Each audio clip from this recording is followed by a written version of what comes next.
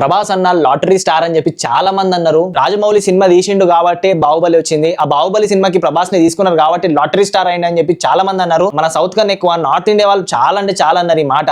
కానీ వాళ్ళందరికి ఒకటే మాట చెప్తా, రెబెల్ ఫ్యాన్స్ కూడా ఇదే మాట చెప్తారు మీకు.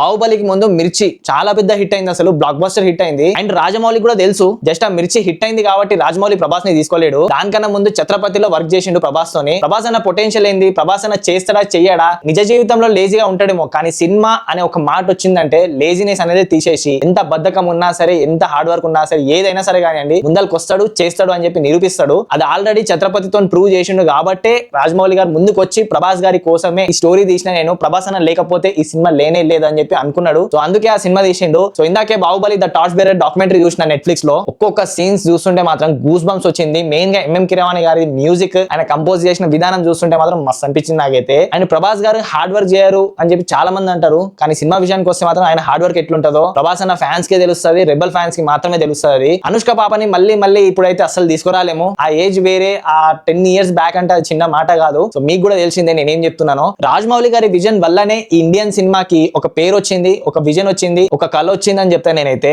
ఏదైనా సినిమాకి రానా గారు ప్రమోషన్ చేస్తున్నారంటే ఆ సినిమా పక్కా హిట్ అవుతుంది. బాహుబలి 3 వస్తుంది అని చెప్పి కన్ఫర్మ్ అయితే చేసిండు నా ప్రభాస్ అన్న. లాస్ట్ కి యాక్టర్స్ ఎవరు, క్యారెక్టర్స్ ఏంది అనేది ఏం తెలియదు. ఈ బాహుబలి 1 బాహుబలి 2 అనేది ఇక్కడతో అయిపోతే జాలరా బై అనిపిస్తుంది అంతే. ఇంకా బాహుబలి 3 వద్దు అని అనిపిస్తుంది. ఆల్రెడీ ఎటర్నల్ వార్స్ ఉంది. సో చూద్దాం ఏమైతుందో.